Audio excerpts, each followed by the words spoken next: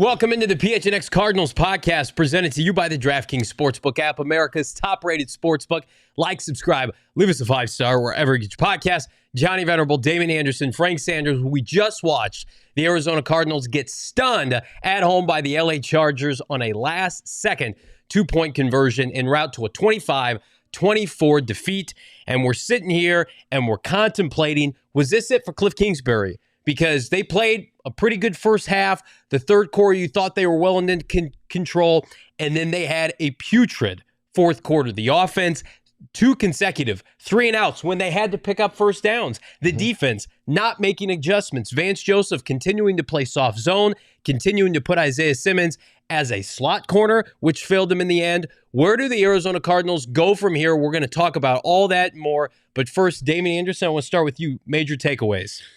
Major takeaways. I mean, James Conner ran well. Obviously, he had the early fumble. I really think that the inability to get pressure on Herbert, that second half, I mean, I think that there was a series where he had 18 consecutive or not the series, but it was 18 consecutive passes. Yep. And just the inability to get pressure, he got more comfortable. They got more confidence, and they were able to move the ball and do things at will. They killed him with the screen game. Offense early on looked great. The balance of Connor, Kyler passing the ball, and then the second half, once they missed that field goal, Johnny, on that initial drive, I mean, everything went downhill from there. Well, Frank, you look at the fact that this defense only gave up, I believe, that touchdown and two-point conversion in the second half, but they were also taken away from two turnovers, the Zaven Collins interception that wasn't to be. I'm sure Kliff will talk about that. The fumble recovery that wasn't to be. Do you put this more on the defense or the offense in the end of the game? You know what? Honestly, I look back and I say that we had a chance to keep the drive going with Trey McBride, and Trey McBride dropped that pass. Yep. That would have kept the drive going. That would have kept the clock going. There would be no need to punt the ball and give the ball back to the Chargers. Unfortunately, our second-round pick did not come up and do his job. No. And unfortunately, that put our defense back on the field and gave those guys a chance to take the ball down the field. Look, you're absolutely right. Their offense scored 11 points. In the second half, our offense scored 7. So that's the miss. That's really the mismatch of the game right there. But in truth, they made the plays. We didn't. But I got to go back to that one play where I saw Trey McBride had an opportunity. Kyler put it on him, fit it on him really well. He dropped the ball, and therefore it turned the ball back over. And again, that in itself is the sad part about it. I look at the coaching part about it. Defensively, we knew that they had Eckler would cause a lot of problems. Yeah. And our linebackers are not the best coverage linebackers, so that was going to be a challenge. At some moments, DA, we talked about it, they got pressure on him and they got to him a little bit, but that little dump off pass was still a problem for us on the back end. But on the back end of it, when it comes to when we put ourselves in the fourth quarter and we give ourselves a chance to win the ball game, we did not do that. Our offense had the ball they punted the ball back to us, gave us a chance with a little bit less than 3 minutes in the game, and we did absolutely nothing with it on the 4-yard line, and so therefore it put us back in again. We punted back to them with less than 2 minutes, and here's the problem. Yeah, Kliff Kingsbury fails situational football. That's it. You get a big fat F from me, Kliff Kingsbury. I don't care that James Conner 25 for 120, 4.8 yards per carry. When the Cardinals needed yards, they could not get them with the game on the line. So we're going to talk about statistics, point totals, blah, blah, blah. The Cardinals couldn't pick up a first down their last two possessions against a Charger defense that's in the bottom third of the NFL. And I know, like, there are going to be people who come out and say, and this is true to some extent, that Kliff Kingsbury didn't fumble the football or Kliff Kingsbury didn't drop a pass. It's all reflection of coaching, right? At the end of the day, Trey McBride is a product of Kliff Kingsbury and Steve Keim. He's being developed by them and their coaches. And when he doesn't perform, that's an indictment on the people that drafted him and the people that are actively trying to develop him. And then the play calling, I mean, DA, you said it best. That play call with Kyler in the shotgun and then just kind of conceding those drives instead of let's try a QB sneak, let's try to go north and south, let's try to boot Kyler out of the pocket, go forward, running forward. It's east and west. It's 5 to 7 step drops out of the shotgun. When you know you don't have great pass protection, it's an automatic run on first down. The play calling, I think, late in the fourth quarter when you had to get first downs, made it a exclamation point with Kliff Kingsbury just being inept in those scenarios. He was not prepared at all. Yes, Johnny. Situational football seems to be Kliff's Achilles heel. It does. We've seen it in the past with, we're not getting the play in or having to call timeouts. And I just thought that in thinking situations like that, when Kyler's backed up and it's a small field, you almost handicap him in a situation where he can't go anywhere. Frank, you talk about, the tactics that the defense uses to spread him out and eliminate those lanes, but there's some things that you can do in terms of booting him out or do a sprint right or left. I mean, Kyler's one of the most athletic players in the National Football League. He should be able to elude one or two guys and find the open space and create something for his team. And we just didn't see that type of calls or playmaking ability as a result of the play calling today. And it's unfortunate because the Cardinals looked good that first half of football. They did. We got a couple super chats here I want to get to. I know Sean talked about the only solace he's seen, $1.99. We appreciate you, brother, is from his pumpkin pie. And listen, we've got pumpkin pie here. I had some in the first half. These gentlemen can attest to it. It didn't make things better for me. I'm upset. But, Sean, we love you all the same, my man. Another super chat from Breedle03, $4.99. Appreciate you. Called it at halftime. For all the talk about finally having Hop and Hollywood, the offense was just as anemic and streaky. Run was the only plus. And, Breedle, you're speaking to the choir. All this week we talked about, these guys are returning. We're excited. But this isn't a magic elixir. It's not. It's like when Hopkins came back. The offense didn't suddenly look efficient, start putting up 30 points per game. The offense is what it is. It's a bunch of really talented guys trying to figure out what they need to do from an offensive coaching staff with a playbook that's broken right now.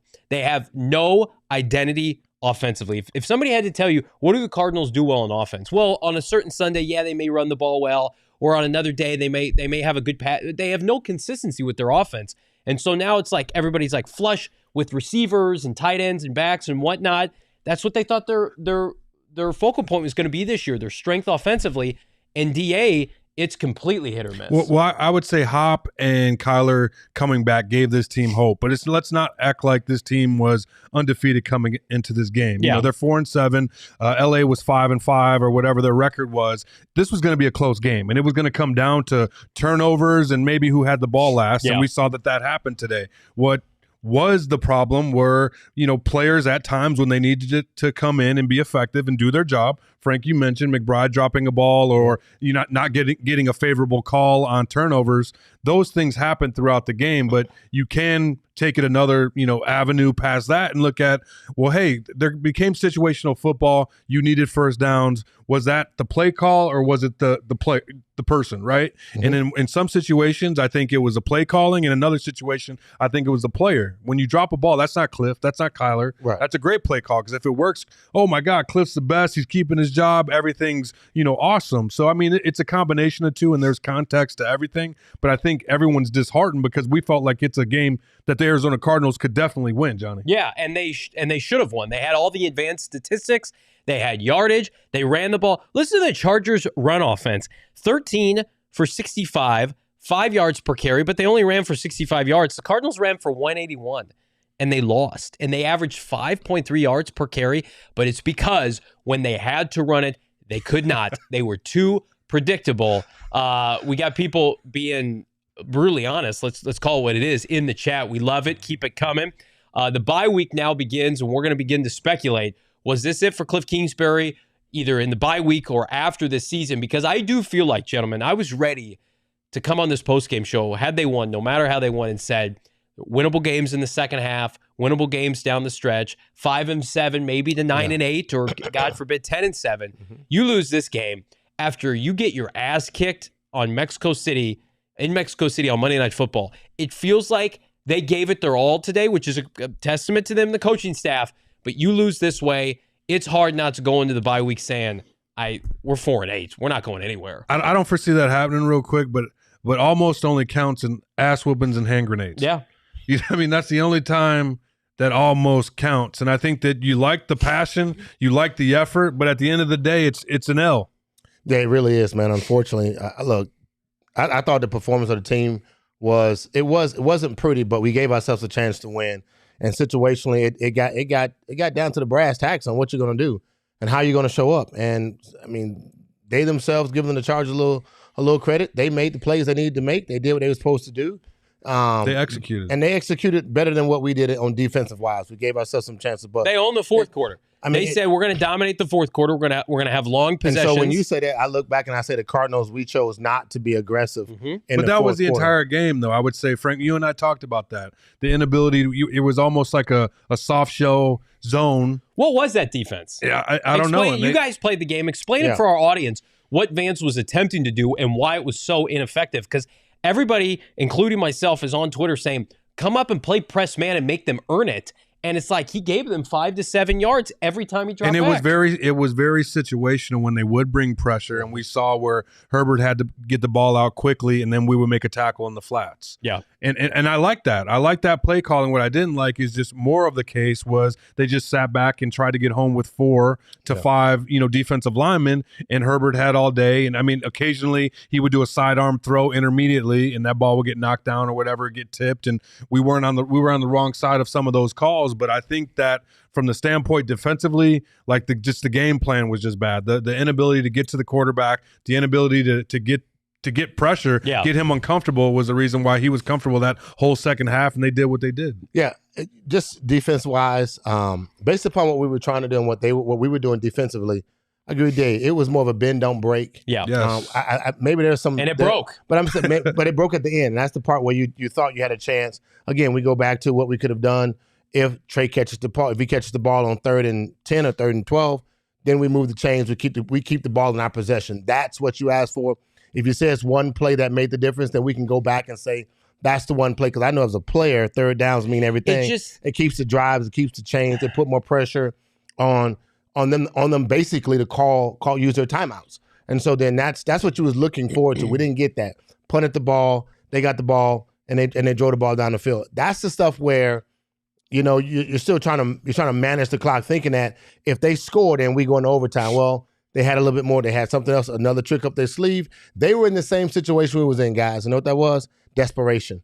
That's why they went for 2. Because 5-5 don't get you in the playoffs. Right on. 4-7 not gonna get you in the playoffs unless you go 6-0 on the back end. But we got to get a win, and at all costs, this guy was willing to take the gutsy call, and they did. It felt like the Cardinals played the fourth quarter, especially on offense, not to lose. I agree. They said we have a lead for once in a fourth quarter. This is what it really felt like. Is outside of the Carolina game and the Saints game and the LA game with a backup, it's like, hey, we finally have a lead, and we entered the fourth quarter in good shape. Let's just sit on our hands. And they were so inefficient, and it makes you want to vomit knowing your coach is an offensive coach and their coach is a defensive coach, and he kicked your ass in the fourth quarter. You couldn't do anything. You couldn't do shit against Brandon Staley's sorry-ass defense in the fourth quarter. You sat back and let Kyler Murray get destroyed in the shotgun, and you couldn't move people. And that's the reason why your defense was on the field the entire second half, and they scored the game-winning touchdown.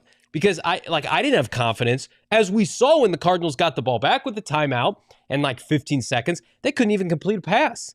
Now, I know that's an extreme circumstance, but to me, it's just you are what your head coach kind of exemplifies. He's an offensive coach, and the offense couldn't do anything. That to me, game situation, everything else, take that away from it. You couldn't get a first down. And you went out and traded a first-round pick for Hollywood Brown, and DeAndre Hopkins makes $30 million a year, and you gave James Conner an extension, and you cut Eno Benjamin. You said, this is what we're going to do. And I don't care what the other statistics are for the rest of the game, you couldn't do anything. Tell them why you're mad, Johnny. You had your pieces. I don't want to hear about guys are injured. You took Trey McBride over a lot of other players in the second round. I get it. Trey has to own that he dropped the pass. You got to be better putting people in positions to succeed or not. $2 super chat. Give Vance a chance for the rest of the season. No. I don't think they'll do that. I don't know if that's the answer after today. Well, and the defense, goodness. I mean, had the defense stood up at the end, I'd be all for that, but then they would have won the game, so Kliff's not getting fired. None of us think Kliff is getting fired right now anyway, in part because they just had to fire Sean Kugler for groping a woman in Mexico, and they're a fucking embarrassment, so they need offensive coaches for the rest of the year. So they can't fire Kliff Kingsbury because you already had to fire your running backs coach for a domestic battery charge. You don't have an offensive line coach now.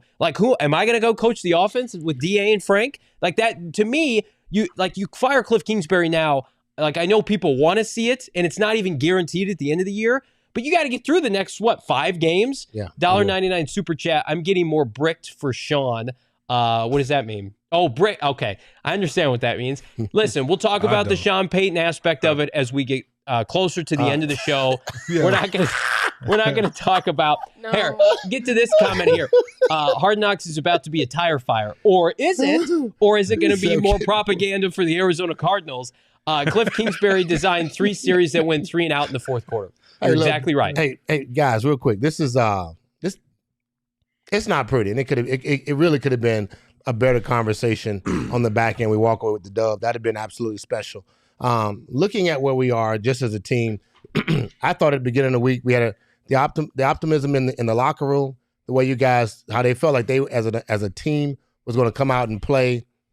I felt like they had a chance to beat this team. I really can see that in some of the comments that was being made, stuff that Bo was actually dropping on Twitter. Stuff just he was letting us know that the team felt good about the locker room. They felt like they had a chance. They felt like they could do something special today. And I thought the way we looked, like how we came out, was different. The running game was there, which we hadn't seen, guys. Your boy JC got 100+ yards. That's special. Chargers. I mean, but still, he went out and got it. You still got to go get it, though. He was running hard. He was running hard. He showed the effort, the energy, and the thing that was there. D. Hobbs made some plays. Your boy Hollywood Brown made plays. The balls got scattered around. One of the guys in the chat said, this is one of K1's best games. I got to agree to that. I can't say it wasn't, but in the back end, when we look at the second half absolutely stuck offensively. We didn't rise to the challenge to actually go out and really continually keep this offense going and going to score with the intent. We were managing the game, and then it went haywire. Hey, I got some breaking news here. Looks like we have Coach Sean Payton in the chat right now asking, is there any housing recommendations here in Arizona? Hey, we can hook you up with whatever you need. There might be an opening in Paradise Valley too long from now. A nice, got some great views. Yeah, open concept. It's got a home theater, a lot of good stuff. Sean, we'll keep you posted on that. The second quarter, we left the run game. I think they just stopped being effective. I think give the credit to Brandon Staley. They made adjustments. How about this? $6.99 super chat. I guess we don't have to try anymore if we're up in the third. Guys acted like we were up 21 late in the game. I agree with that to some shady, especially offensively. They felt like this game's taken care of. We can cruise to it. And the Chargers said, no. We're going to keep the pressure on. The Chargers probably should have scored on the possession beforehand when they got that short punt, then the penalty, but then Isaiah Simmons bailed them out. But then what'd the offense do? You had all the momentum. Nothing. They were forced to punt, and you gave it right back. Saul Bookman playing the Grinch here. Kliff isn't getting fired, neither is Kime. None of that's happening right now. No one believes that because, again, we can't have Hard Knocks depict anything but, sunshines and rainbows for the rest of that, runtime of HBO. So, and I don't think Michael Bidwell, I know he doesn't want to be embarrassed on that show, flipping it on its head. They're going to keep this intact, which is my guess. Now, it could change. We could wake up tomorrow morning, they could make a change, but they're going to keep this intact until January, and then we're going to see what the final record is. And we're going to most notably, gentlemen, see if this team quits or not. Because they didn't quit today. They played well enough to win the game. They had 2 turnovers that cost them and a missed field goal. Is this season right now looking uglier than last year's season? Like, we started out on fire. It was beautiful. And then it got ugly on the back end. Yeah, because it's more painful. So, there's been no highs of this season. It's been mostly lows. Even the games they win, they barely win. They have to come back. The Raider game, we never have an easy watch. I feel like this is a Drake song. This is Too Far Gone. Yeah, like I really do. In that we're looking at the offense when you have these expectations. You have a dynamic $230 million quarterback who's paired with the right head coach, offensive coordinator, whatever you want to call it, and that hasn't been the case. You want to see, consistent games, and it was the first game back that you had D-Hop and Marquise Hollywood Brown, and you wanted to see that dynamic, the big plays, and you saw a little bit taste of that, and I think the game plan initially early on with James Conner was great, but you need to see consistent. That's what we see from greats. Yeah, that's what you see from greats throughout the National Football League. When you pay a guy $230 million, and I have nothing but love and respect for Kyler Murray, but when you pay a guy $230 million, you expect to see Patrick Mahomes. You expect to see some of the best quarterbacks in the National Football League, and you expect his head coach to put him in a position to do great things. Yeah. And I don't think that this situation right now, that they're paired together. And I know that there was some talk, or I think you posted it a little bit earlier today, Johnny, about Rap Sheet said that they had some opportunities to connect with each other. Hopefully they could continue to progress. But it's been 4 years. If you've got communication issues with somebody you've been with for 4 years, I mean, there's only so much couples counseling that's going to take care of that during the off week when you're not playing. To me, it's just like if you're butting heads that much with Kyler Murray and vice versa with Kliff Kingsbury, and you guys think you've got it figured out by week 12, like that's when you're working on it. Come on, I'm not buying into that. Unstable Kid, thank you for the $2 super chat. Why can't we catch a break from disappointment? Well,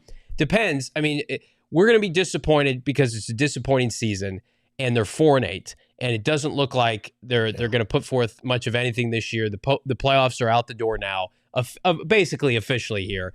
And they go into the bye week, kind of a shell of themselves. I think what people have to hope for now is significant change at head coach, significant change at GM, who also just entered our chat. Star-studded chat today, by the way. Yes. Steve Kimes linebackers, they look good when they are allowed to play linebacker, but Isaiah Simmons was forced to play corner. Maybe Vance Joseph was dabbling on some OGs on the sideline because it really felt like he was relaxed and too relaxed to put Isaiah Simmons at slot corner. And speaking of OGs, the official of PHNX local dispensary is available to you. It's 21 and over. It's got some of our favorite flavors. The orange creamsicle, which is flipping fantastic. You feel great when you use them. You got to check them out. OGs. Visit OGBrands.com. And again, local dispensary here, Dabble in downtown Phoenix, one of our favorite partner sponsors here at PHNX. We've got them. We use them regularly. My wife uses them. They're fantastic. Anything that you want to be able to use, they've got them. Check out OGBrands.com. But you have to be 21 and over to enjoy responsibly. And speaking of our favorite vendors, how about Four Peaks, guys? They hosted the U.S. match on Friday with tremendous festivities. We had a great time. Mexico, Argentina. The atmosphere has been so incredible. If you haven't seen the morning buffet spread for the World Cup at Four Peaks, it's chef's kiss. I love their food, their fun atmosphere, all their drinks at Four Peaks. It's the official brewery of PHNX Cardinals post-game show. And there's no better place than to watch the World Cup. You can find their location in downtown Tempe. PHNX personalities, everybody's there hanging out, having a great time. Enjoy a cold one with you and your family. Bring the kids. They got food. They got good stuff. They got a kids menu. And you can register for additional tickets to all of our quality events for Four Peaks outings. Again, the atmosphere, you cannot beat it. Again, you got to be 21 and older to dabble, but Four Peaks, the official brewery of PHNX. I want to continue the conversation. People are upset. I get it. This is a venting session. So PHNX Cardinals, we are not going to shill about what we're watching. We try to stay positive. I'm Mr. Positivity. I can't defend what I've watched this season. You lose 8 out of 12. How about this for a statistic, gentlemen? They have lost 5 of 18. They are 5-13 in their last 18 games. I know that's not this season, but how does that not scream, make a change? It's broken. You've thought that it's one thing to be terrible like Houston, and you're in this huge, long rebuild, right? Yeah. We're in the 4th year of Kyler Murray and Kliff Kingsbury. Steve Kimes been the GM since 2013, and you're 5-13 in your last 18 games. Johnny, you try and make sense of it, and there's two sides that you could look at this. One would say, they've been snake bit. It's been injuries from the start, whether it be off the field issues, but if you look at a series of events, I mean, it's been problematic, and I don't want to say, but it is the culture. You want to be from the top down. To me, your head coach shouldn't be taking Instagram pictures. Your head coach should be in the film room worried about the game. That's me. I want a head coach that got a little bit of a gut, maybe a little bit overweight, and that is focused on winning football games, not worried about his outfits. Like, to me, that's maybe call me old school, whatever you want to call it, but that's what I understand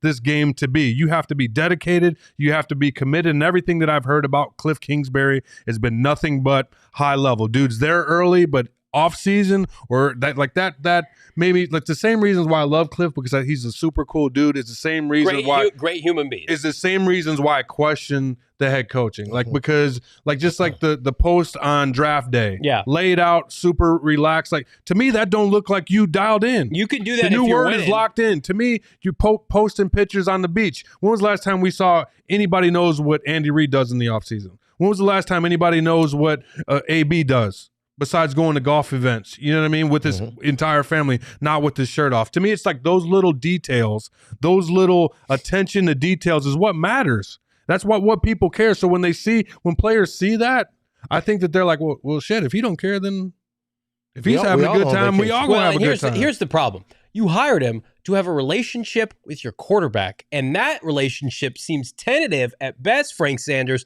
And on top of it, your offense isn't producing. You may or not be a leader of men, but those were your two things: get Kyler rocking and rolling, fix the offense. Absolutely. And both those things are not what they should be. It's not where it needs to be. I watch a lot of the flow of their relationship and their communication. I don't know where that's at right now. Typically, you can watch Andy Reid, you can watch your boy Mahomes, you can see where their flow is. This is definitely like the LaFleur and a guy, and Aaron Rodgers situation where one's trumping the other and you don't know how it's flowing. And I tell you what, guys, DA's on point with a lot of things he's talking about. And I say this respectfully, saying that guys watch how they communicate with each other. How you move. How you're flowing with each other. How we're discussing plays. If you're barking and whatever, you're being disrespectful in situations. I mean, like there's that part where you realize that there's a problem. And unfortunately, sometimes I've been on a lot of losing teams here with the Cardinals, and I can say that I see some sense of things that are taking place. Some similarities. It is some similarities. And I will say that there are guys that are out there pushing, doing extra stuff that they should be doing, and there's guys that are not. And I think when you're watching the guys that should be doing what they're doing not do that, it becomes almost like a little if he's not doing it, then I'm not going to do it. And I think that sometimes sneaks in there. Guys, look, but I'm going to go back. I saw this game. We all watched this game. Y'all watched this game. It looked like we had it. Now, I don't know. In the second half, we all saw that this thing changed in the second half. Offensively. Got out-coached. Well, and what happens is that we became more defensive and they became more offensive. Yeah. They were on attack mode because they were behind. And we saw that. And that's just, and we had no answers for that. But Frank, real quick, I hate to cut you off, but in that first half where I think it was like the third or fourth series where it was 4th and 1 before Kyler threw that interception, where when he did throw that interception, like there was no James Conner was going off. He had roughly 72 yards, or the team had 72 yards at half. Like, why wouldn't you continue ride that wave? Have a pulse of your team and give James Conner the ball rather than trying to force it and putting yourself in a position where it's uncharacteristic and you may not feel comfortable and do some dumb shit and throw an interception. Because that's we know our coach can't do that. We know Kliff doesn't do that, though, because we always see him in scenarios where if the running game is on fire, then he has no choice but to pass it. Yeah. If our passing game for short is there, he'll do some kind of dumb screenplay. Like the flow of it is off in moments. And I think that's he not having the pulse of what takes place, kind of going down your script, seeing what you want to do and what you think is cute to try to feed guys, giving D Hops a play when it doesn't really require it, finding a play for HB, it doesn't really require it, trying to figure out how to get the ball out, how to get Kyler some stats, doesn't require it. Shit, some days if the running game's on fire, just run the ball down people's throat, and we don't have that right now. CHM7777, thank you for the $2 super chat, my guy or gal. 2023 mock draft. I'm looking at O-lineman. I'm looking at hopefully a new GM to make that pick. As of right now, the Arizona Cardinals are selecting 8th overall at 4 and 8. You hate to see it. We are in draft season, unfortunately, here in Arizona. And again, there's a lot of speculation, gentlemen, in the chat. Like, we don't want to be fair weather fans, only cheer for. Listen, we're here. I do a Cardinals show 6 out of the 7 days a week. There ain't no fair weather fans here, but we're keeping it real. I'm not going to feed you, shit and tell you it's cake right here in late November when the team looks like garbage. Like, the team doesn't look good. And Kliff Kingsbury is winning about, 20% of his games in the last calendar year. That's the reality of the situation we're faced. What we're here to dissect is What changes need to be made, and will this front office inevitably make the changes to help this team succeed?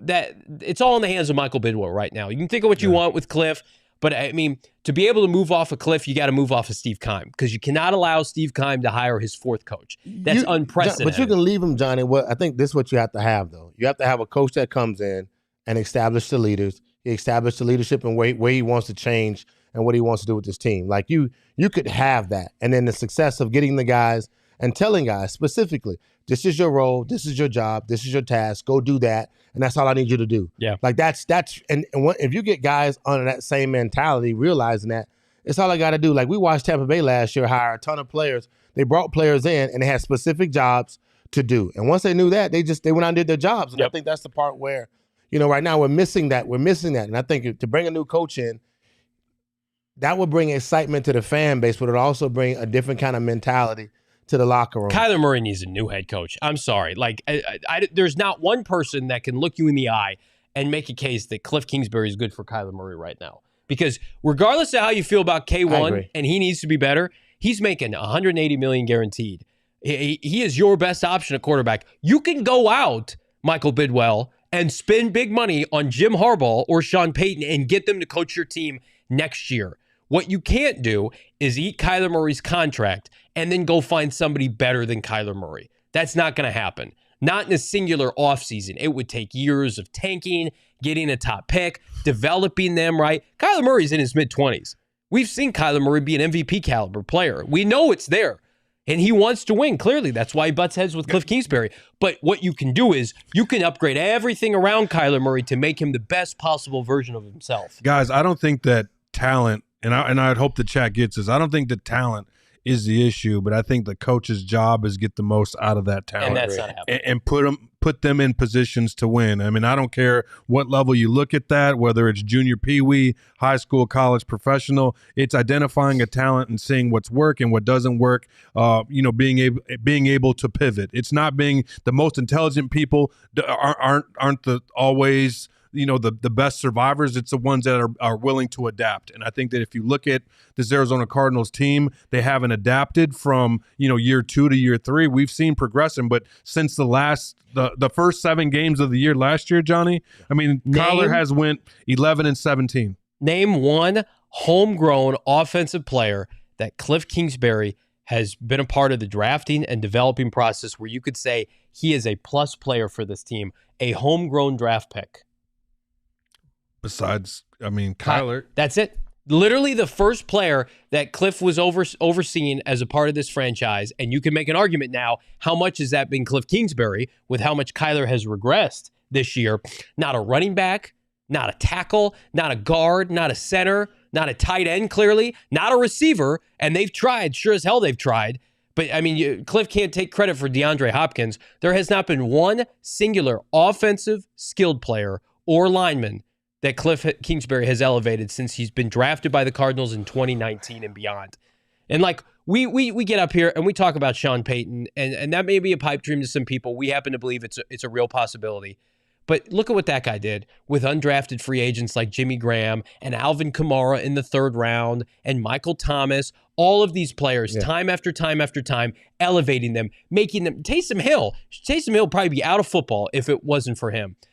You look at Kliff Kingsbury, it's the opposite. Well, we got to trade for Hollywood Brown. Here's a 1st-round pick. We got to trade for DeAndre Hopkins. We got to trade for Robbie Anderson. We got to give proven talent because our head coach, Frank Sanders, can't go take a Frank Sanders and elevate him. No, he's not doing a good job of it. The beautiful thing about it is like what DA said, we got talent. We got the players on the outside to get the ball to. We got a quarterback that's supposed to be able to throw it. But we're just not putting guys in the right position to actually go out and make plays. Crazy thing about it is we're watching the same offense consistently. We've been watching the same offense for the last 4 years. Nothing has changed. There have been a couple of wrinkles added, and the wrinkles that have been added is primarily maybe he's watching film on the other team and what they're doing versus the opponent you're playing.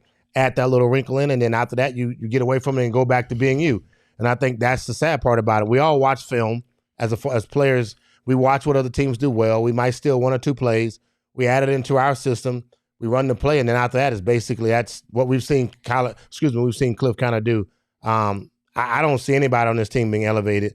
Somebody in the chat talked about watching how horrible it has to be to really be watching, D-Hops as well as J.J. Watts and maybe some parts of the latter years of their career just basically come here and not necessarily flourish as when we see our players that leave our team go other places and they basically flourish. And so sometimes that is an in-house situation and it needs to be fixed. V-Rain NF, it brings up a great point. Look around the NFC West. It is not world beaters. The Niners are led by Jimmy Garoppolo. Mm-hmm. The Seahawks led by that defense. They're led by that. Yeah, and they're coming back down to earth. The Rams are on the point of just complete and total, implosion where everybody's getting fired, everybody's getting traded. This is a winnable division. And I know that's crazy to say for a team that's 4-8. This is not the NFC West of 2013 that Bruce Arians, by the way, walked into and won 10 games when the other two teams in your division were in the NFC title game. That's not what Kliff Kingsbury is facing. And I think the most frustrating part is you get an above average coach with this group and you feel like at minimum, they're a playoff team. They started out with playoff odds this year. Vegas thought they would be a playoff team. And instead, they are trending toward a top 10, maybe even a top 5 draft pick. That to me is at the end of the day, you can blame it on injuries. I get it. People are out. People are missing. Look around the NFL. Everybody's got injuries. Everybody's got problems. There are teams like the Chargers who are choosing to deal with it by winning games without Joey Bosa, without Mike Williams, without Rashawn Slater. All of these great players. So you're saying teams can win with guys injured? They're allowed to. They're also allowed to win at home, which the Cardinals are inept at doing as well. We're going to be joined, hopefully, by my better half, Bo Brock, here in a couple minutes as he is getting the insight from Kliff Kingsbury, among others, at the post-game press conference. He's going to be in the locker room and hopefully joins us live from State Farm Stadium. But, gentlemen, I did dabble on Underdog Fantasy today, and I thankfully did make some money. I had the hires for both Kyler Murray and James Conner. Those hit relatively early, but then the Cardinals offense went kaput, and so did my little parlay on Underdog Fantasy. But the good news is, if you want to dabble, Underdog Fantasy makes it easier for you. I am over year-long fantasy leagues. I hate them. I draft all the wrong players, and then I'm stuck with them. I would rather do one-offs, daily fantasy. Your best place to do it is on Underdog Fantasy. And Cardinals Update throws in and says, we beat ourselves, whatever. But I want to throw this to you guys. What are you most frustrated about this game or this season thus far? You know what I mean? In terms of seeing this team, we talk about the talent. We talk about, it's being supposed to be the perfect match between Kliff and Kyler. Vance has done a great job up to this, not a great job, but has done a good job putting his players in a position to win up to this point. What's been the most frustrating part for you guys? I think the offense ineptitude, looking like they have no identity. The defense, I'm sure Frank will agree, like the defense was not supposed to be great this year. They spent no money. Their big defensive addition, RIP, Jeff Gladney, signed a multi-year deal with this team in March. He passed away in a tragic car accident. That was their big offseason move. They let Chandler Jones go. And I know he hasn't been great, but they didn't replace him. They added some late day two edge rushers, and that was it. Then they traded for Trayvon Mullen when the season started because they panicked because their quarterback room was ass. Their defense was what it was. The offense, Frank, is where they put all their chips in the table, and this team can't score touchdowns. Schematically. I just look at the X's and O's, man, and that's what it's about. Like you talked about guys being hurt and still being able to win in the NFL. It's definitely possible. It happened today with the Chargers. And the quarterback had to use his legs on some plays, but they found a way to get the ball out to the guys that can make plays.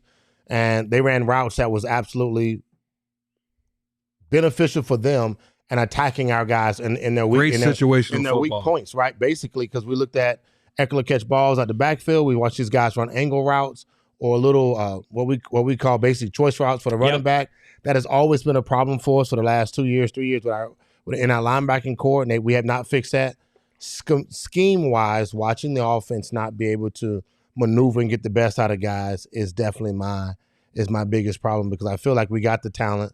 I look at the guys on the outside offensively that we can make plays with, and they should be able to do it, and we're not doing it. The offense looks exactly the same as it's looked over the last 4 years, and teams have been able to figure that out and stop that, and that's been my problem. What do you think, D? I think it's definitely the need for consistency. Like I go back to this, when you have an all-star quarterback, you have D-Hop, you have James Conner, and you invest so much money offensively, you have an expectation of they're going to score 25 to 30 points every game. They should. Like, I mean, that's how you should feel about it when, and I don't want to continue to pair it to Patrick Mahomes, but he's one of the best in the league, and that's just what it is. And he and Andy Reid, and I understand Andy Reid has been in this game a lot longer, and I'm not going to get into the contextual aspect of it, but at the same time, when you get paid the same amount of money, that's what people compare you to. So Kyler and Kliff being compared to Andy and Patrick is just a natural beast of this game. So when you expect your multi-million-dollar quarterback to go out there and put up these, unbelievable stats, unbelievable games, there hasn't been consistency on the offensive side of the ball, whether it be injuries or whatever. To me, that the whole Chargers win today defeats that whole argument. Of winning, the inability to win with injuries. That being said, we talked about this, Johnny. You invest no money offensively. It's been in the chat. Gardeck and Golden should not be in coverage covering people. They should be situational pass rushers or on rundowns. I mean, that's what they should do. I do think that JYD is having an underwhelming year. I know him personally, and it's unfortunate. This team is their record. And I think that's indicative of how they've been playing. And I mean, they've been playing, worse than they've been playing good. And that's why they have 8 L's in terms of 4 wins. And I think that's predicated on their inability to be consistent on either side of the ball. Yeah, it's frustrating. I want to get to a quick point here. So I was talking about Underdog Fantasy. I want to remind everybody you can check them out, underdogfantasy.com. Download the app. Use that promo code PHNX. Guess what? Underdog Fantasy is going to match your first deposit up to $100. You may lose a lot of money betting on the Arizona Cardinals, as I have, but Underdog Fantasy is going to hook you up with a free hunty. All you've got to do is use that promo code PHNX, Underdog Fantasy. Get in on the action today. I want to remind everybody, all this fabulous furniture that you see here at the PHNX studios on set, multiple sets, recliners, the whole shebang comes from one place, and that is More Furniture. And you can check out their continued Black Friday sale going on right now. It is the best furniture for the best price, up to 50% off on all of their local Arizona furniture showroom items. Check it out. All you got to do is go to morefurniture.com, look at all their deals, check it out in person. We have such a great time rocking and rolling in More Furniture gear here at the PHNX studios. We are so fortunate to have them as a partner. Cardinals are fortunate to have this young man under center for them. The Cardinals took the L. Kyler Murray is our DraftKings king of the game. Back to, I thought, almost his full capabilities here. I do think had they gotten the ball back in overtime, if Brandon Staley opted to kick a field goal, I think Kyler would have been productive. 18 to 29, 191 yards passing, 2 touchdowns, 56 yards rushing, and a touchdown, the king of the game. Kyler opens up the second half, guys, 18-yard run. Didn't feel like he kept the ball again and ran with it in the second half after that. It almost felt like, Kliff Kingsbury and company just said, okay, we're just going to allow James to run the ball. I thought Kyler looked really good coming off of that hamstring. I think, again, we talked about it ad nauseum during the week. The last 5-6 games of the season are about, you want to try to win as many games as possible, but it's about getting Kyler Murray right, whether it's for Kliff or the next regime. Look, the way Kyler came out and ran, he looked like we needed another week off. And that was great for us. Yeah. Because he came out and played well. Also, just real quick in the chat, hello from Germany. What's up? What's up? Thank you for joining the show. Look. Sprechen Sie Deutsch? I mean, none. Oh, okay. Danke. Mr. Northwestern educated here is making Frank and I look. I was okay. You keep going, dude. You had some both. That's all I know. Oh, okay. Okay. So, but I went to a state school. Hello from Ireland, my man. Hey, look, also said in the chat just one thing. I thought he said, "Will JJ come back?" And I said no, because I think if I'm JJ, I'll take a pay cut and I'm bouncing. I'm going to Pittsburgh to play my brother so I can finish my career potentially with 1 to 20 power. Why would he come back? I mean, but that's the conversation. But he kind of up there in age, man. You got to preserve the body. No, man, but that's the Pittsburgh idea. kind of chilly. But this is what happens when you say these things. Like, this is the part where guys need to know that they believe in the leadership and where we're going. And when you get guys that we have a pretty much most of our guys of age, they have time and tenure and don't have much time left on the clock. AJ has not. They don't have a bunch of time on the clock, and I think AJ actually still got 1 or 2 good years in him in the right system that can fit him. D Hops is up for what, $25-30 million next year? Yeah. And will he come back for that? And looking at the situation he has, conversation with the quarterback, does he see that we're progressing and do we have a good relationship? Well, here's a question Our for old you. line is old as the O-line is old. Like J.J. They Watt should be retired. is your best front seven player this year. What does that say about your front seven? And I love J.J. He was always supposed to be a complementary piece of a championship team. And now you're asking him to be Houston Texans MVP, defensive MVP, J.J. Watt. That's not going to happen. I can't imagine he comes back. Here's another question. If everybody wants change, I want change, the gentleman up here want change, a new regime in place, no one is safe. Nobody. Somebody comes in, yeah, they report to Michael Bidwell. Even if it's Adrian Wilson or Quentin Harris, guys, they go through this roster with a fine-tooth comb. And so we can fall in love with players, fall in like with them. Because this season at 4-8, you've said it time and time again, we're watching the game. Like, we love these players. We probably overvalue a lot of them. They're 4-8 right now. You are what your record is. Nothing should be off the table. Outside of trading Kyler Murray, because you can't do that. The cap hit, there's nobody to replace him. But everything has to be on the table for this team to improve. I mean, especially when you're 4-8. I mean, all options are on the table, and you're looking to put the best foot forward for your franchise. So to me, with the exception of maybe Kyler Murray, D-Hop, and maybe James Conner, but I mean, we all know how this can be. The last game, everybody's like, oh my God, James Conner looks so terrible. Can't believe this. You know what I mean? Today you're like, oh my God, he's the best running back in the National Football League. He's not. Dude's playing amazing. You know what I mean? He's showing some wiggle, breaking tackles, whatever. But you guys understand my point, and I think that you just have to temper your expectations, let them do what they do, because at one point you understand that D-Hop is, it's a double-edged sword, guys. At one period, D-Hop suspended for 6 games. That's not Kliff or that's not Steve's problem. They're not responsible for that. But then he gets Hollywood as a result, and you're like, oh shit. But they are responsible. Dude is a genius. But they are responsible for being able to look competent without him. And the entire theme of the season is, please save us, singular players. Save us Kyler, save us D-Hop, save us Hollywood. Save yourself. Put together a game plan that looks competent regardless of the skill players. Put people in best positions to succeed. When was the last time we have watched a game, the three of us sitting together and said, hell of a play call by Kliff Kingsbury? It's been like fucking years. I haven't been able to say it one time like beautiful play. Today, the very first play today was the one time we saw. The counter off the edge. The counter off the edge, man. The 2 tight ends in motion. Man. That was beautiful. It was a beautiful play, man. We just Steve Combs in the chat said he did give us Robbie Anderson. What more do you want? I'm talking. When was the last time they hit a big play? A 50, 60-yarder bomb or run? It is. Their margin for error is so small, and it shouldn't be. Their offensive payroll is $100 million. They have spent over $100 million on their offensive pieces. Now, you could argue Justin Pugh's gone, Rodney Hudson's gone, Zach Ertz is gone, DJ Humphries is gone. I get that.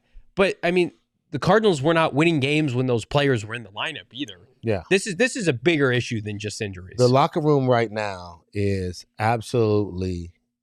Eno's in the chat, guys. Eno says he's available. He's not available. Eno would not come back here if they offered him a 10-year contract. Hey, look, the locker room right now, and I can't wait till Bo comes on because that'd be one of the number one questions. And I've been in a lot of locker rooms like this here. It's quiet. You don't want to point fingers. You're looking at each other saying, what the hell just happened? You're going to go back and watch film. They're going to give them that 24-hour rule. Well, basically, they got more than that now because it's the bye week.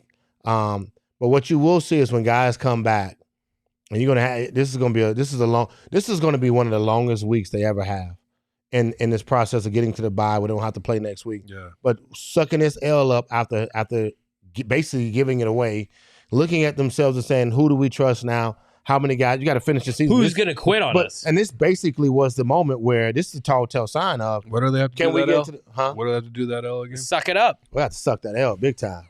And you know what? They're going to look. It's on the table right now. Pause. Okay, so but they're going to need a moment to really gather themselves, bro. Because they don't. I agree with you 100%. It's going to be guys jumping ship, man. Guys not finishing the season. Guys got shoulder injuries that need to kind of get themselves together so they can look for another team. We're waiting on Bo Brock, who's waiting on Kyler Murray. So it might be a while. We know how K1 rolls. Last person in the press conference. I lived that life last year. He's on his own time. Love the man. So now it is time to do my favorite thing.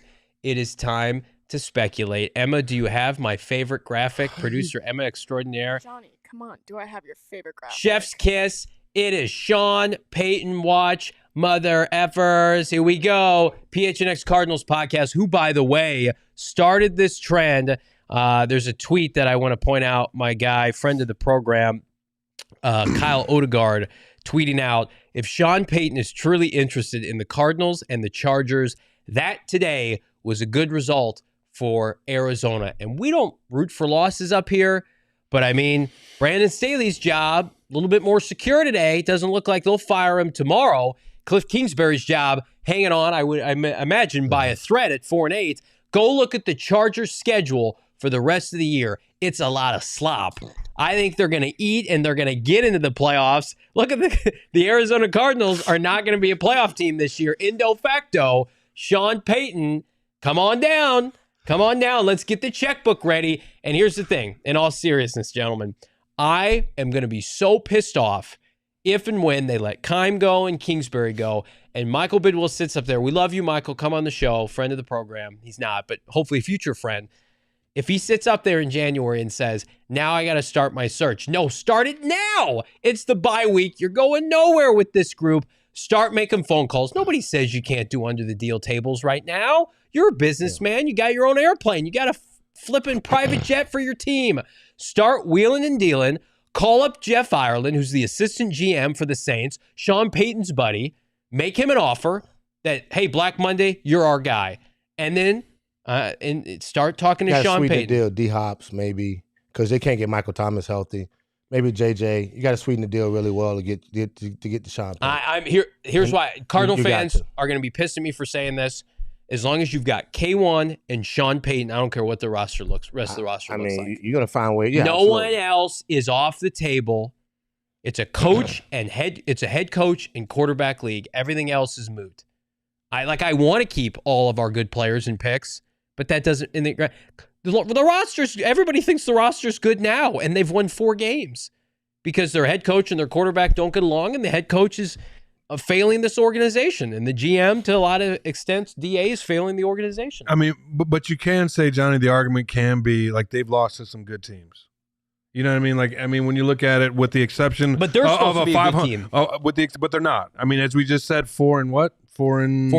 4 and 8. I mean, today, obviously, the Chargers are now 6 and 5. You look at 49ers; they look to be a playoff team. You look at Seattle; they played them twice. They're trending down, but they look to be make the playoffs in the West. And you look at Kansas City, and you look at the teams that they have lost to, Minnesota as well, with the exception of that big L to Dallas, right? So you look at the teams that they've played, they've been competitive. It hasn't been any super blowouts, and I think that's the frustrating aspect of it, because you see glimpses. They got blown out Monday Night Football. Okay, yeah, you're right. But that was a debilitated team. I mean, they were playing against, third and fourth stringers, and it was a war of attrition. The 49ers came out the second half and just, we're going to take over this game. We're going to run the ball, and there's nothing that you can do. So, I mean, I do agree with you there. However, I just think that there's been glimpses of this team of doing well, right? We've seen, Kyler be Kyler, Hop be Hop, and certain players step up in a major way. We've seen Isaiah Simmons. We've seen Zaven Collins, or, J.J. Watt being J.J. Watt, but it hasn't been consistent enough because, I mean, you don't go to Minnesota and turn over the ball multiple times and still are 1 score away. Minnesota's a good football team. They got their ass beat by Dallas. That happens. But in and out throughout the year, they're a good balanced football team. So that's what you test them against. You just hate to see when they play a team like the Chargers, when you think on paper and you've seen throughout the year what they can do, and they end up taking a step backwards because they don't finish the game. Situationally, big dog, everything. I mean, you're saying between Kansas City Chiefs, which looked like we didn't have a goddamn chance, and the 49ers on last Monday night, we didn't have a goddamn chance. Fair. I agree. Every other game we had an opportunity. The Seahawks games, though. I mean, but we had competitive. Seahawks are good, Johnny. The Seahawks were supposed to be awful. We're supposed to be great. So that's our counter argument. The Cardinals' payroll compared to the Seahawks' payroll. The Seahawks quarterback compared to the Cardinals quarterback. Only argument I'd say there is coaching. Well, that's the problem. And that's why it's only going to get worse. Yeah, the 2 teams that I said we really we got smashed by. Agree with that. Everyone else we showed to play, but we just situation-wise did not rise to the challenge of finishing the ball game in any manner, like today. And today is a definite point. One of the guys in the chat, just go back, man. Why are we talking to Payton And I'm resonating in this conversation saying, fire Kliff. But you know what I'm thinking about? Like, when you look at his home record, it's horrible. If you're an owner realizing you can't win at home, the coach I got can't get a victory at the house, with the fan base I got, that in itself, the road is one thing. I get it. And again, we all show up to play. Look, I know what it feels like to be in the locker room. We know it's guys are grinding, some guys are not, some guys are good, some guys are not. And you want to have your best, and throughout the week you don't have sometimes you go into games, you don't have your best. And you hope that the game plan is better than their game plan. Yeah. You hope that. And I guess when I'm looking at where we are right now, just cross the board, just if you're the owner looking at your coach who cannot win at the house, can't get guys ready, to me, man, it is absolutely disturbing. Go ahead, Jay. Well, Cardinals Update supports your claim. Home games should be automatic wins. Like before at least the season, like a 90%. Yeah, like you're supposed to protect the nest. Remember that little slogan the team had once upon a time, protect the nest, all the sellouts once upon a time. As our GM Saul Bookman puts it in the chat, the 90s cards played better than Kliff's cards. You are what your record is, and it's a recency bias, and it's an unbiased opinion right now of Kliff Kingsbury, who it's time to move on. I'm sorry, I didn't want to believe it before the season. I give him the benefit of the doubt. We know him personally, hung with him at the NFL Combine briefly. Saul and I did. He's a great guy, great human being. He's going to have a lot of success probably as an offensive coordinator whenever he leaves Arizona. But right now, you look at this team and how they're built. This is not a team that just picked in the top 5 in the NFL draft that had mild expectations this year. This was a team that last year started hot and flamed out in horrific fashion with huge expectations, and then this year has not caught up in the slightest, and are in a lot of Sundays are not even competitive with the talent that they have. So two Sundays, like Frank said. But like certain Kansas City, go back to that first Seattle game in Seattle. The offense couldn't score. They didn't score an offensive touchdown. So the defense, but the defense held them to what, 20 points? But that's not. And I go back, and that's part of the problem. Da is like I put 100% of the ownership of the offense on Kliff. I don't give him credit for anything else. I don't give Kliff credit for anything that Vance does defensively. Fair. Because when he was hired, Steve Keim knew he had no contacts in the NFL. So he put together his entire staff, and Vance hired his entire defensive staff. And they were lucky to get Vance Joseph. They had to court him away after he was fired from the Broncos head job. And Vance is what he is. Would we like to see the defense be better? Yes. And the play of the inside backers, how Isaiah Simmons is used, is not ideal. But like the defense was never supposed to be great this year. I think we thought middle of the pack that would be a winning game plan. It's because of the offense. The offense is so disjointed now. And like I was tough on Vance at the beginning of the season. You go back and watch those post-game shows. I hope that you do. I was dogging on Vance, and I gave Kliff a bunch of excuses. Now, like, you are what your record is. You are what we've seen. Like, I'm not. Don't take a piss on me and tell me it's raining. Like this, we've seen 12 games of this. Every game looks the same. They have not had an efficient offensive game where it looked in sync outside of the one game, coincidentally, with Colt McCoy. But we've seen how bad the LA Rams are. I want to get to more of these comments here. Arizona Animal, Kliff will be fine. Probably gets a great college job. Absolutely. And we'll root for Kliff. He's a great person. Kliff winning no matter what. Yeah. Kliff is good. Yeah. So that's why when people Kliff is caked up. People make this personal, like, think about Kliff and his personal life. Kliff's already won. Kliff's making big time money. American dream. He's going to get paid out if he gets bought out, probably over $30 million this offseason. What I care about, what these gentlemen care about, what everybody at this network cares about is the Cardinal football culture, the brand, and winning games. Yeah. No one wants to see this team lose every Sunday and be a joke, be a fucking embarrassment on and off the field that they've been now for some time. When you go back to this offseason, things with James Saxon, Hollywood Brown arrest, the shit with Kyler Murray's contract was a complete disaster, the addendum clause with the homework bullshit that they let it get out, and then, of course, this Sean Kugler stuff. And then Hopkins gets suspended. They've just been in the news for all the wrong reasons. Hey, Cardinals, try to level up and be in the news for the right reasons. Develop players. Cultivate a fan base in the desert that can be proud of the product you put on and off the field and win games on Sunday. And to Frank's point, win games at home. It matters, man. Like there's no excuses for what we're watching. Honestly, it looks bad. And as a player, man, I'd be in the locker room like, what the hell is going on? I would think and look at myself as, what am I doing? What could I do better? But not only that, I would look at the game plan and say, man, are you maximizing this moment? Like, am I getting D.A. to rock enough? Where I know he can. Am I put him in the best position on a swing route or outside route? I can get it to him, or traps or draws. What's the best thing for this guy? Where we are offensively right now, what's the best thing for us, given the condition of our offensive line? And I think that we're not maximizing that moment. I think that's the concern that I have, and that's coaching. That's play calling. That's coaching. Unless we all get a chance to watch the full film and have a chance to really watch what Kliff is calling in that window of time, what we're seeing right now does not look good. It has not looked good. The glimpses of it is too minimal for us to really be all on board saying that. You talk about consistency, D8. We're not seeing that across the board. The play calling is not consistent. The player and the performance is not consistent. And that, to us, man, is one of the things you just got to look at and say, man, it's the leadership here. Paul says the attitude reflects the leadership and the cards right now. And the attitude right now is not where it needs to be in regards to the idea mentally, the mentality of winning and going out and dominating teams. That mentality would have kept us driving. If Kliff would have thought in himself that the second half we're up right now, pedal to the metal. We still right? I gotta get balls, deep balls. Balls gotta make. We gotta get plays. Up. We can't. I gotta get this offense running and shooting my best shots at these dudes, man, because they're still in the bottom half of the NFL in regards to the Chargers. Excuse me, in the bottom half of the defense wise. I still got my dogs. Let's go eat. I didn't see that, and so therefore that's the problem what I have right now with the situation. Guys, I think that Frank, you and I could acknowledge that winning in the National Football League is very difficult. Very difficult. It's hard. I think the frustrating aspect where I could, empathize and understand what a fan is that when you have your quarterback, you have your head coach, you have your wide receivers, you have your running back, and you've made these, you've secured your offensive lineman, whatever, or haven't, right? And that's going to be the reason why this team wins. And you don't do that, that equals frustration. Yep.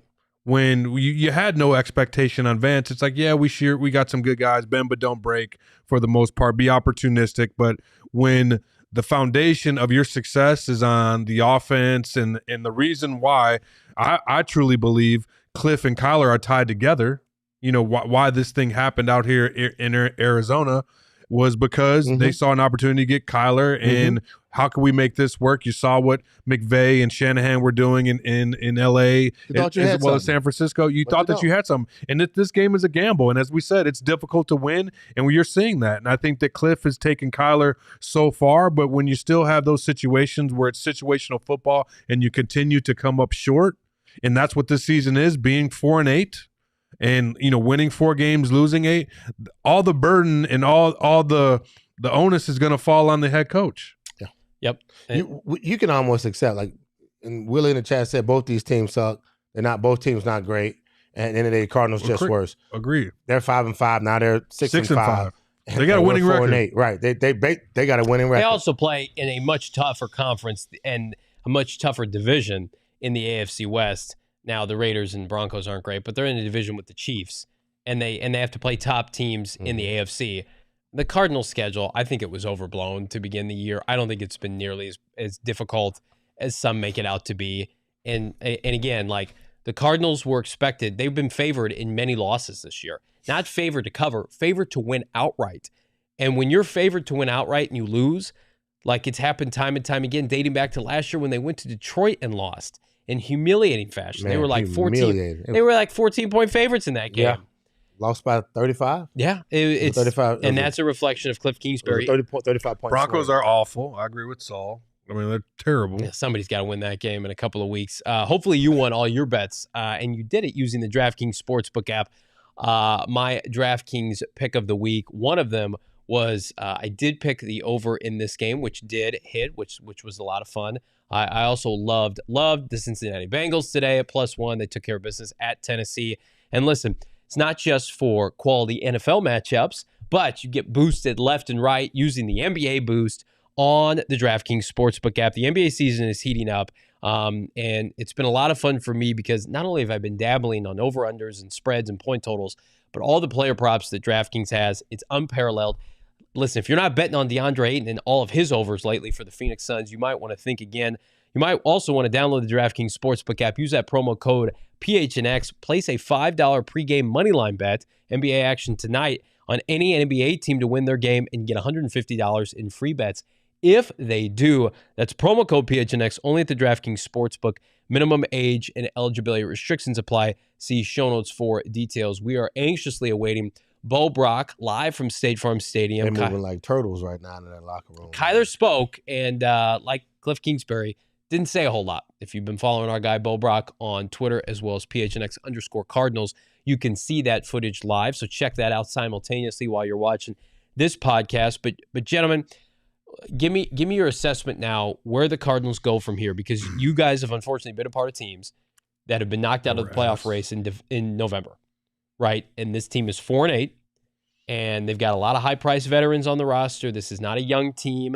This was a team with expectations. But DA, how do you pick yourself up, or what can we expect from this team in a couple of weeks when they play New England? I mean, just fight and be prepared and do your job. I mean, it's not rocket science. Go out there, do your best to be healthy. I mean, this week off and, bye week will be great for their bodies, because this game is difficult, tough, and hard on your body. So, be whatever position you play, study, be prepared, talk to your coach. Is there any avenue? You get grades. Frank could attest to this. You get grades after every game on your performance, and it's being real with yourself. We saw J.J. Watt in one of the hard knocks. Look in the mirror. Do some self-evaluating. And, one, I would say, do your best to get healthy. Two, be prepared and play your ass off. Give maximum effort. If you do that, the rest is up for the universe, the world to take care of. You can't worry about anybody else. And that all goes down to just doing your job. And I know it's a lot easier said than done, guys. I mean, we know this because the team's sitting at 4-8. But I think if you just study, prepare, be disciplined, and try your best, we're going to find out if it's going to work or not. And I think in that, Frank, I mean, hopefully you could be spoilers, secure the bag for yourself, because they pay attention to that. If you're going out there and having some, if you're a guy like Greg Dortch or was it Farrell returning punts today? Yeah, Cooper Farrell. Cooper Farrell looked good, had some plus 12, 10-yard, 12-yard returns. So coaches and front office guys, especially the scouting department, pay attention to that. So just continue to show up on film and give maximum effort. That's all you can do. We're working on getting a clip here from Kyler Murray, who had a very telling comment in his post-game presser. Producer Emma, if you would give me a signal when that's ready to go. But Frank, what are your thoughts on that? Look, my biggest thing right now is when we were in situations like this here, I had preseason goals. Whatever my goals were, I was still chasing. As long as I'm still in the season, I mean, you still got Pro Bowl aspirations. Some guys have contractual situations, and then you just want to finish on a good note anyway. So to me, I'm trying to hit my numbers. And if I'm trying to hit my numbers, that means I'm pushing myself to get those numbers. Every day I start working, I don't care what the record reflects, I still got a chance to get my numbers. And so if I get out there and they throw the ball to me, I'm looking trying to catch 110 balls this year for 1,500 yards, then I still got 5 games left. Right now I'm about at 74 catches. And 74 catches and maybe about 700 we're a good ball to 900 yards, you know what I'm saying? And after that, then next thing you know, I'm gonna find myself still pressing to try to get my numbers. I think that's what everyone needs to do. I think that's the part. There's a team goal and then there's a personal goal. Why you work out, why you train, why you go get it, what you're doing is to make sure you're pushing yourself at the best for 17 weeks and then therefore, and you chase that. That's what you need to be doing. So here was Kyler Murray live from the post-game press conference with Bo Brock and company, talking about the play that wasn't 4th and 1, the interception. Cardinals opted not to give it to James Conner. Here was Kyler Murray's thoughts. No, it wasn't. That wasn't for Hop, actually. Schematically, I mean, we were kind of fucked. Kyler Murray stating, schematically, we were kind of fucked. Let's put that. Can we put that on a T-shirt for PHNX, the PHNX merchandise locker? If that doesn't say anything, you could think that behind the scenes, but for your franchise quarterback Damien to come out and say that at your post-game press conference, basically saying like our schematics were shit and that's why we didn't convert. I mean, that's very telling from Kyler Murray. We need. That's not a good look on a shirt. No. I mean, that's not a good look. I mean, no one wants their personal laundry to be exposed out in a national platform, and I think that's what that is. And I don't know if he's referring to me, how I received that is that schematically we were in a bad situation. That's exactly it. But but is he saying that the coach put us in that situation? I think you can read that a lot of different ways. And they will. And I think he should have said, hey, you know what? Schematically, it wasn't. We didn't have the right play call. I probably should use the timeout then. Or coach saw we didn't have the right play on. They came up with should have called timeout. A 9-man box, and we was really prepared for more of a 5-7-man box. It was 4th and 1. Typically, what they were doing, we wasn't in the right play call. That's basically what he would have been saying, but he didn't say that. I think that's the part right now. That's gonna haunt him, and that's gonna drag on. That's an incredible. That's gonna drag on, and he'll have to eat that man for at least until the following week, until they play again after the Patriots game. But at that moment when you realize you don't have it and you got timeouts, you call a timeout for sure. I mean, you talked about one of the guys in the chat said, Steve Young was on the air saying that, hey, Kyle needs to go back to quarterback school. Well, he says that about a lot of quarterbacks. But he said that also in the chat that isn't that the coach's job? And I agree. And so it's two parts. Because if you're a vet and you see it and you know you got timeouts, you look and say, hey, this play ain't working. I need to call a timeout. I'm not just running dumb plays. Well, I think where Kyler has the benefit. Does Steve Young say that about every quarterback? He says it about a lot of them. He does? Oh, okay. He says it if you're watching a quarterback making bad plays or on dumb assignments and dumb stuff, then yeah, he'll for the entirety of the game. Okay. I can tell you right now. It won't be like a one play like that. That's a one-off. He saw enough plays where probably Kyler could have checked out or done something different, threw the ball away. Resolved all of your conflict with your head coach, like we were told from Rap Sheet, friend of the program. If that was squashed and taken care of, you would not be at the press conference after the fact saying our schematics were kind of fucked. No matter how you want to signal that out, Kyler has more self-awareness than to say that. I believe continual messages being sent to Michael Bidwell, to people in the media, because listen, Kliff gets shit on, we get that, but there are people who undermine Kyler Murray's intelligence, as you were just talking about with Steve Young, thinking about his work ethic. Does he study? Kyler's probably thinking to himself, like, guys, I'm with a coach right now that is really struggling, that couldn't win at the college level. So, again, like, everything is something, something's not everything. So I do think that Kyler Murray, he's going to hear about it from the public relations team. There's no doubt about it. It's not, Cardinals don't want that. They don't want those optics. We want these optics, though. We got Bo Brock live from State Farm Stadium with immaculate hair after just speaking with Kliff Kingsbury, Kyler Murray, and company. We pray that his Wi-Fi and his cell service is immaculate as his hair. But let's see. We don't have it right now. We're gonna keep working on getting you Bo Brock here momentarily. But gentlemen, I want to go to some of these comments here. Jalen Blair, I think y'all reading too much into that. What Kyler was saying was that playing wasn't going to work against the defense the Chargers played on that play. And you may be right. Yeah. But you don't say it. You don't say it on the podium. Well, I mean, we just call timeout. Yeah, like, if you identify that in your pre-snap read. You don't say like, that play. Hey, coach, I know this ain't working. I mean, that's a very candid statement. I can give Kyler a pass on that. Maybe he's a quarterback. Shit, he's in the play. That's frustration. There's frustration there. And I think that's why you would say something like that. Yeah, you would just come out and say, keep it 100. That's keeping it 100. You want it 100? Here's 100. We were fucked. The play wasn't a good play. God bless Bo Brock, even if he can't. It wasn't good. And I think that's the part. That's where you look at it and have to go back and say, man, where there's smoke, there's fire, and this thing right here is gonna get lit a lot more. Someone's gonna keep pouring gasoline, and they're gonna ask questions. Kliff, what was the play call? What was the transition? What were you supposed to change? Did Kyler have the power to call a timeout? If you saw that from the sideline that it wasn't a good play, when you include the word schematically, Kyler's like, I don't draw up the plays. I'm not picking the personnel, but schematically, DA, we were kind of fucked.